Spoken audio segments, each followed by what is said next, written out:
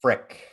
Bruins lose 4-0 at home to the Calgary Flames in a bit of a homecoming for two former Bruins. Dan Vladar, who we just traded this past offseason in for what was it, a third round pick or a fourth round pick? I don't fucking know.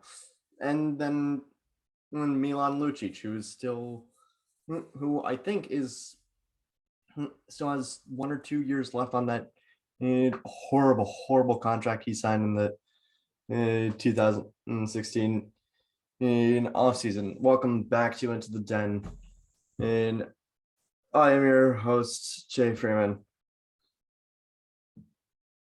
And this, I want to know who the hell thought of the phrase "offense wins games, but defense wins championships." Well, sir, I beg to differ, because defense definitely also wins games, dude.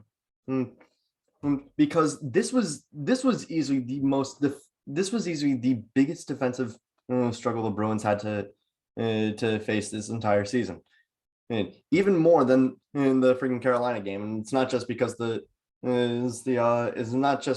Flames scored one extra goal off of the Bruins' defensive miscues.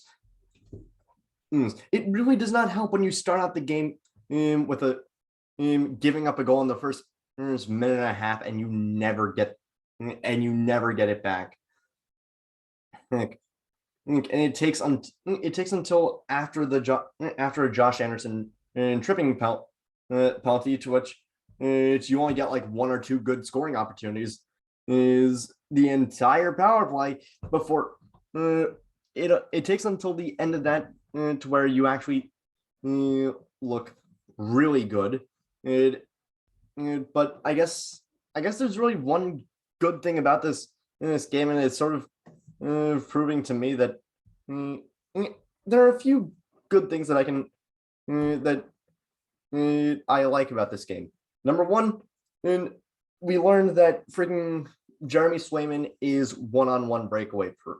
Is breakaway proof. The dude is fantastic at just making insane glove saves when he needs when it's just him and the forward. And two, I found the easiest way for the Bruins to actually get into the offensive zone.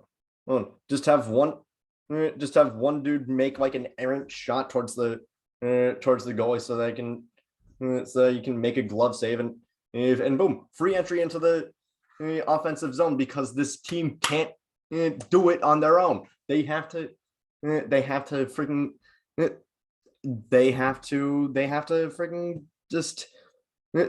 take the free chance that they got, because they can't make it on their own, especially not against an insanely good defensive team by like Calgary. And I was thinking this as DeBrusk gets like the closest thing to a decent scoring chance as the Bruins had this game, and then he puts it right on freaking Vladar. The Bruins did look a little bit more aggressive in the second at the start of the second half of the game, and then immediately Noah Hanifin gets the exact same goal that then immediately Noah Hanifin gets the exact same goal that Johnny Gaudreau got to start the game. A ricochet off a rebound off the crossbar, puts it right on his stick, and Swayman can't get back over in time. Who is on him? The Bruins defense is just so. They will have these amazing games, and they will play their hearts out, and then immediately they just collapse. And yeah, Hanifin ends up getting 2 in the box for a high sticking, and they can't freaking capitalize. And I sort of I didn't realize just how done the game was at that Hannafin goal. But when Jack and Andy said like, hey, the Bruins haven't surmounted a 2-goal deficit at all this season. I'm like, okay, this is they've either just jinxed it. They've either just jinxed it to where we will, or the Bruins are just gonna stick to the norm and do nothing. And what the hell? Well, do you know Valimaki ends up getting 2 in the box for holding, and then a shorthanded breakaway allows Andrew Magapine, or however the fuck you pronounce his name. One of the best young goal scorers in the entire league, by the way. I don't want to take anything away from him. That dude is fantastic. But again, who the hell is on him, especially on a shorthanded breakaway? You have, and it leads to a shorthanded goal, and the Bruins that puts Calgary up 3-0. And then almost immediately after, the Bruins can't do anything on the rest of that power play. Mikael Backlund shoots it from like the blue line, and it trickles through, and Swayman thinks that he gets enough of it as it passes through his 5-hole, but it just trickles through slowly, and Charlie Coyle is hauling ass to try and get back there and bring it back just a little bit, but no, it passes over the plane 4-0, and that pretty much ends up icing the game. Marshy ends up getting 2 in the box after a shot of for what is it? He gets 2 in the box for slashing, but I think what he should have gotten was 2 in the box for why the fuck are you drilling a puck into Pasta's head?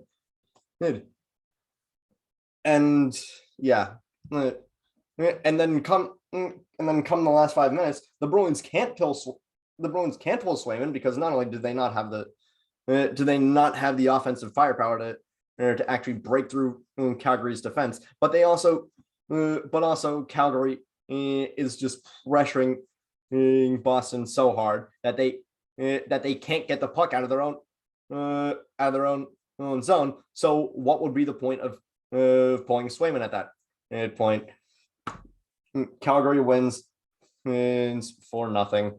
Bruins get shut out at home for the first time this season, and looking at the thing now, I mean, at least our next game is against Buffalo. That shouldn't be too hard. But yeah, tonight was a very frustrating game, and I'm pretty sure you probably detected that. But I want to start it out off. I want to end this episode with saying that this coming week is American Thanksgiving, and I mean, I could go on a bit of a historical rant about the racist history of the holiday, but why would I make myself even more angry than I already am? So instead, I'm gonna freaking say what I'm thankful for here. I'm thankful for the fact that even with this pathetic loss by the Bruins, I'm thankful that I'm not watching the freaking Celtics this year. So that is it for tonight's episode of Into the Den. Thank you all so much for watching. Click like if you like, click subscribe if you really like.